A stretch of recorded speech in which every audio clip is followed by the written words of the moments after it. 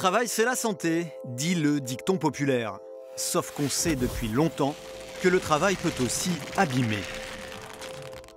C'est d'ailleurs pour cela que les travailleurs ont revendiqué et obtenu au fil du temps la prise en charge collective des risques professionnels.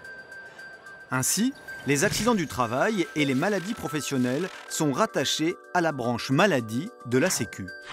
Pour faire simple, si dans le cadre de votre travail, il vous arrive un accident ou si vous développez une maladie causée par votre travail, les soins et la perte de revenus sont en partie pris en charge.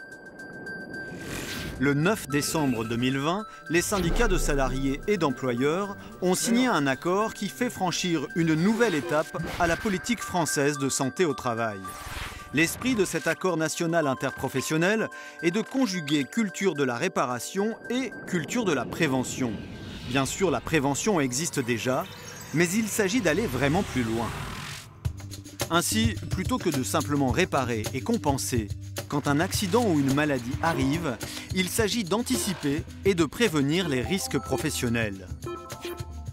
Au plus près de la réalité, dans les entreprises, y compris dans les petites, il s'agit de s'attaquer aux causes profondes des risques professionnels, de façon à les réduire avant qu'ils ne produisent leurs effets, et ainsi de préserver la santé et de lutter contre la désinsertion professionnelle. Les risques classiques sont pris en compte, comme l'exposition aux produits chimiques, par exemple, mais aussi les risques émergents liés aux nouvelles technologies ou les risques psychosociaux. L'accord réaffirme le rôle central du document unique d'évaluation des risques professionnels et de la traçabilité des expositions. Un document qui permet d'établir un état des lieux et de construire un plan d'action par entreprise. Par ailleurs, l'accord transforme et renforce les services de prévention et de santé au travail, des services créés par les entreprises qui n'assurent pas ces missions elles-mêmes. Un système de certification est mis en place en complément de l'agrément pour garantir une qualité de service homogène sur le territoire.